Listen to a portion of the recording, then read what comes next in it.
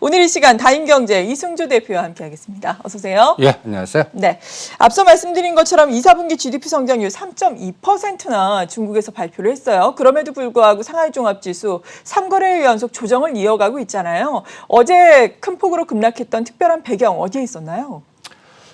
거기에는 내부적인 이유가 있습니다. 네. 뭐 GDP 그거보다는 재료 노출로 보고 있고 전번 화요일 날 나와서 이 그림을 보여드린 적이 있습니다. 네. 3,400, 3,500에서는 한번 걸릴 거다. 이게 2018년도의 고점이니까. 근데 여기서 눌림목 주고 다시 갈 때는 그 에너지가 굉장히 강할 겁니다라고 전번 화요일 날 체크해드렸는데 여러분들 보시면 이 라인을 잘 기억해 주시기 바랍니다. 상해 종합지수는 이 상승폭의 반, 3,050과 직전 고점 3,150. 제가 미리 좀 그림을 그려봤거든요. 네. 이거를 우리는 코덱스 홍콩 차이나 H 레버리지로 한 6,000원 단을 지지하는지 봐주시고요. 네. 그 다음에 이것 때문에 급락했습니다. 이게 뭐냐면 SMRC. 네. 우리나라 이제 파운다리 삼성전자라고 보시면 돼요. 예. 중국의 삼성전자. 근데 보시면 상해의 SMIC가 어저께 첫 상장하는 날입니다. 그러니까 우리나라 SK 바이오팜 상장한 네. 거와 마찬가지로 중국 인민이 다 일로 몰렸다라고 보시면 돼요. 그러니까 다른 거 팔고 이쪽 가자. 네. 그러니까 지금 시가 상위 종목들이 기태 못해주 꼬량주주거든요. 예. 우리나라의 삼성전자보다 시가총이 많은 거. 네. 그거 급락시키고 여기 보면 홍콩에 상장되어 있는 SMIC입니다. 네. 이게 급락을 했죠. 그러네요.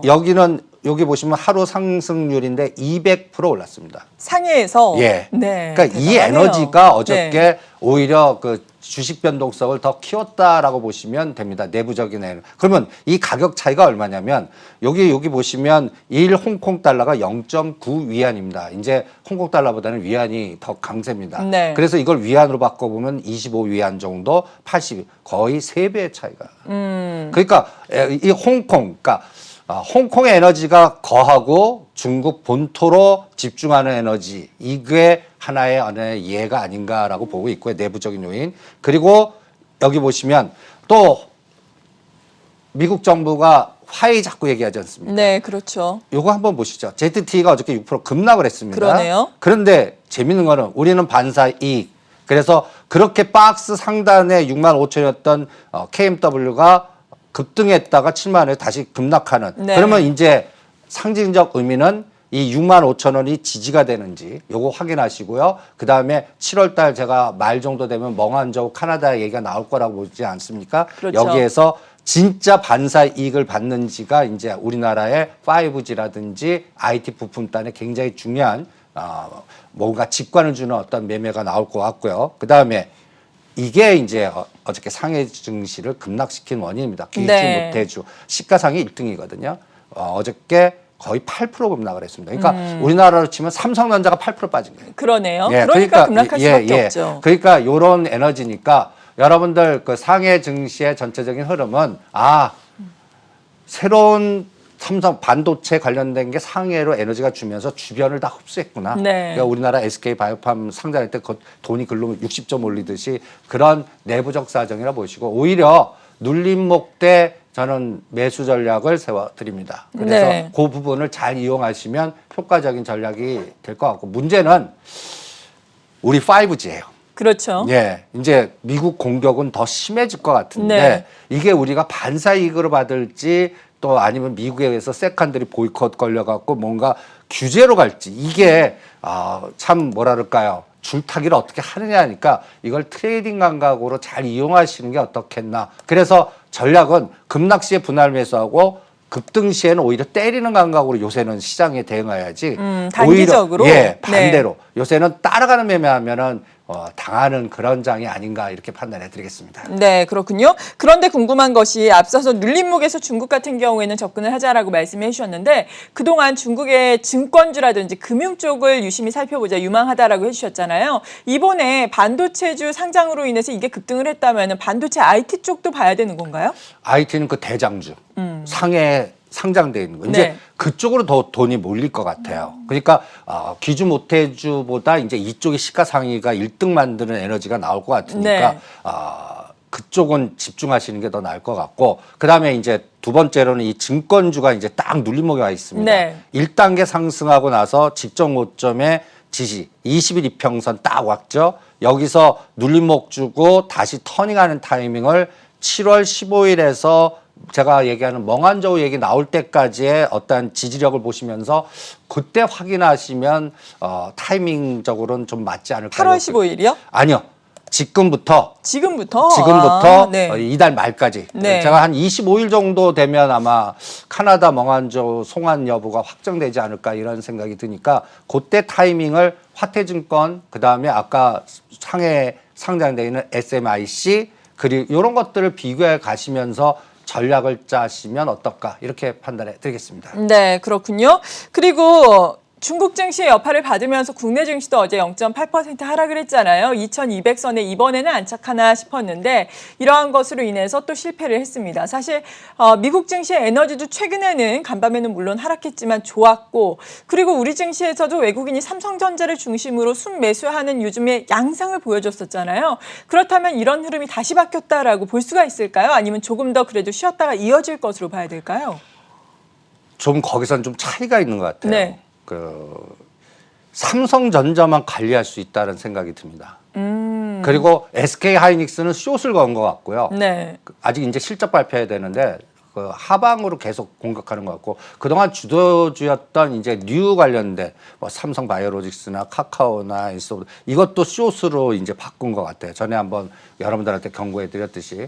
그런데 삼성전자는 이용하는 것 같아요. 추세를 가기보다는 한두 달 동안에 이제 아까 얘기한 그 중국의 상해에 상장되어 있는 SMIC 동향, 그다음에 트럼프와 미국의 그 에너지가 중국을 어느 정도 수준까지 공격하느냐, 그리고 중국의 방어는 어떻게 되냐. 그때에 따라서 삼성전자 여기 한번 보시면 이 삼성전자 실적 발표하는 날에 파생 시장의 선물이 고점을 찍었습니다. 네. 이번에 다우 지수도 500포인트 오르고 갈 자리에서 돌파하는 척하더니 고점을 찍었어요. 그러면 이거는 뭐냐면 삼성전자 사고 선물 매도했다는 얘기입니다. 그러니까 여기 보시죠. 제가 빨간 글씨로 500만 주 그러니까 눈에 보이면 와 삼성전자 외국인이 500만 주 샀어 추세로 하고 실전에서는 쭉 사다가 갑자기 어느 날 대량으로 매도할 때가 꼭꼭지 나와요. 네. 뒤에서 보면 그러면 이건 아이디어는 어느 날 계속 팔다가 삼성전자 300에서 500만 주 와 팔았어. 그게 바닥일 겁니다. 요렇게 시소를 이용하시면 오히려 효과적인 하나의 대응 전략이 삼성전자에 나오실 거고요. 그다음에 삼성전자 그림 한번 보십시오. 네. 이번에 삼성전자 실적 발표 때가 55,900원입니다. 이번에 다우지수 급등해서 한번 갈 수 있는 22,000 돌파해서 뭔가 기대했던 자리에 55,000원이에요. 그리고 다시 죽였죠. 여기 보시면 이 세 번 두들겨 맞았던 자리가 이제 53,900원인데 여기에 딱 걸렸는데 이제부터는 이제 하단을 제가 53,000원, 51,500원 네. 이달 말까지요. 여기서 어디서 막아내나만 봐주시고 이제 매수했던 거를 매도로 스위칭하느냐 그리고 뺐다 올리는 맥점이 53,000원인지 51,500원인지에 따라 여러분들 선물 기준은 여기가 285고요. 51,000원일 땐 275. 그러니까 2,150에서 막아내느냐 2,050까지 흔들었다 가느냐를 요 삼성전자의 파생 시장에서 같이 연결해서 읽으시면 어떨까 이렇게 진단해 드리겠습니다. 네, 그렇군요. 그리고 또 중요한 것이 미국 시장에서 물론 간밤에는 3대 지수가 모두 하락했지만 최근에는 다우존스 산업지수가 어느 정도 상승을 하면서 구경제 종목들, 그동안 못 간 종목들이 주목을 받았었잖아요. 거기에다가 간밤에 또 미국 증시 상승한 가운데 넷플릭스도 실적을 발표를 했는데 예상치보다 너무 못한 실적을 발표하면서 이 시각 현재 9% 가까운 넷플릭스의 내림세가 나타나고 있거든요. 이에 따라서 그동안 잘 갔던 대형 기술주도 이제 조정을 받는 것이 아닌가라는 우려감이 약간씩 생기고 있는데 여기에 대해서는 어떻게 생각을 하세요? 근데 팡 주식이 네. 못 가면요. 미국 주식 그냥 저는 조정으로 보지. 전반적인 이게, 조정. 뭐 보잉이니 뭐 은행주니 국영제 사자 그냥 상대 속도에 못 올라간 거에 대반등 정도로 보지. 주도주는 그냥 팡에서 언택트주에서 읽어야 되지 않을까. 그런데 이제 기술주가 이제 실적 발표를 하지 않습니까? 네, 그렇죠. 그 사이에 이제 너무 급등했단 말이에요. 이게 이제 본격적인 오차갭을 어디서 조절하느냐. 저는 넷플릭스보다요. 네. 테슬라 갖고 확인할래요? 테슬라요. 예, 7월 22일 날 이제 발표하거든요. 그러니까 여러분들 이 나스닥도 전에 한번 이 만 스탁을 넘어가서부터는 올려놓고 죽이고 올려놓고 죽이고 올려놓고 죽이고 하면서 진짜 이제 유동성이 센지 실적의 그 오차가 어디서 막아내는지를 검증해야 될 겁니다. 그 사이에 다우지수는 못 갔거든요. 그러니까 그렇죠. 이게 키 맞추기 정도지 이게 보잉이 주도한다, 뭐 JP 모간이 주도한다 저는 그렇게 안 봅니다. 오히려 대반등 때 오히려 매도하는. 그러니까 이것 따라서 우리나라도 지금 못 올라간 구경제주 사자라는데 이것도 기술적 트레이딩이지 추세는 아닌 것 같아요. 그러니까 우리나라는 IT가 가야 돼요. 삼성전자가 가지고 그다음에 SK하이닉스가 가지고 이런 또 부품단에서 소부장이 가져야 지수단 2200이 저항이 아니라 치고 나가지 그렇지 않을 때는 계속 종목 순환만 나올 거다 보고 있고요. 그래서 제가 가장 중요하게 보는 게 이겁니다. 테슬라 7월 22일 선을 딱 거놓고 다음 주네요. 예. 전번 시간에 이제 올려놓고 위에서 꼬리 달렸으니까 이 실적이 서프라이즈 나왔는데 공격할 수도 있어요. 네. 그러니까 이제 여러분들 요게 어저께 종가입니다. 제가 선을 하나 빨간 선 이게 거의 뭐 1,800불 수준까지 갔다가 지금 요게 제가 빨간 선이 이게 1,000불입니다. 1,000불과 1,800이면 또 반 1,400 정도 아닙니까? 네. 여기서 서프라이즈 나오든 뭐 하든 이게 이제 50일 이평선이 이제 올라올 겁니다. 여기 막을 때 여기서 지지해 줘야 됩니다. 그렇죠. 예, 그러네요. 그거 확인하는데 한 달이에요. 요번에 실적 노출이 7월 22일이고 그 다음에 이제 모든 그 빵 주식들이 다 본격적으로 말 기준에서 8월 초 기준으로 발표를 하거든요. 네. 이때 기술주가 부러지면 그러면 이제 본격적인 조정으로 들어가는 거예요. 그럼 9월 달, 10월 달 바닥이고 여기서 빵이 눈높이가 덜어 이제 막 나오고 어떤 건 좋게 나오고. 그러겠죠. 근데 좋게 나왔는데 오히려 재료 노출이 다 떨어지는 것도 있을 네. 거고 막 여러 가지 혼조 속에 있을 겁니다. 그럴 때 실전 매매는 여러분들 제가 누누이 얘기지만 그동안 급등한 종목들은 현금을 안 들어놓고 이 과정을 거친 다음에 대충 8월 중순이나 8월 말에 이제 모든 게 다 노출됐을 때 지지력을 보이나 그때 전략을 세우시는 게 낫지. 네. 지금 현재 이게 더 갑니다 아니다 뭐 싸우는 거는 저는 좀 뭐랄까 시간 낭비 아닐까 이런 생각이 들고요. 그래서 여러분들 하나씩 보세요.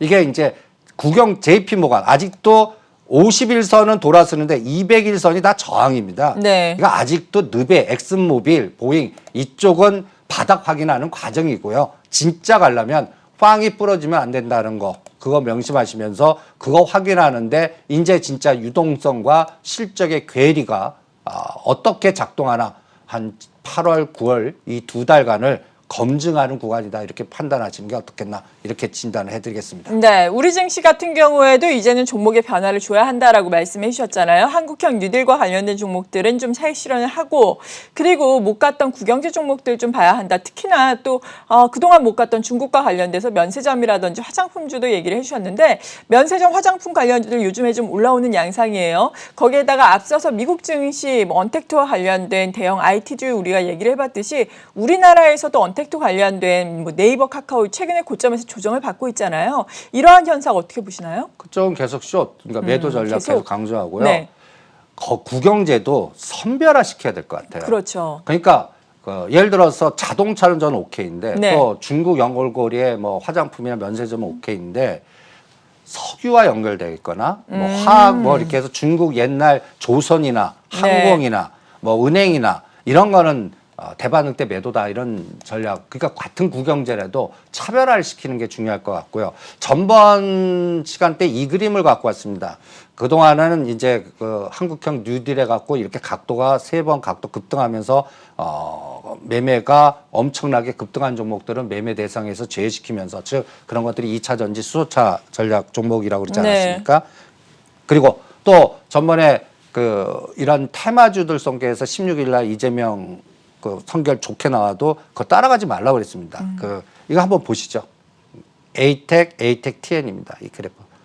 어저께 이제 판결이 좋게 나왔는데 꼬리 달리고 급락을 하죠. 네. 그러니까 제가 파란 박스를 했는데 이렇게 120일 이격이 이렇게 높고 재료 노출돼서 이렇게 급등하는 종목들은 이런데 불나방심으로 이 카지노 각도라 제가 표현하는데 따라가지 마십시오. 이게 일반 투자자들 굉장히 다치는 매매입니다. 오히려 이런 종목들은 잘못하면 이런 그림이 나옵니다. 급등했다가 이런 급락 패턴의 120선까지 이 급락 변동수 아무도 못 맞춥니다. 그렇죠. 마치 과거에 이 빅텍 부러지는 거 보시죠. 스펙코. 네. 이게 이제 이런 테마주들의 속성들이거든요. 그래서 앞으로는 2차 전지나 수소차나 진단키트나 그동안 주도했던 종목들이 다 이런 실적 확인될 때까지, 그러니까 8월 말 정도거든요. 그때까지 변동성이 나올 것 같고, 오히려 어저께 재미있는 현상은 이재명 관련주의 AT&T이 급등했다 급락하면서 안랩이나 디지털 조선이 다시 네. 뭐 치고 나가는, 그러니까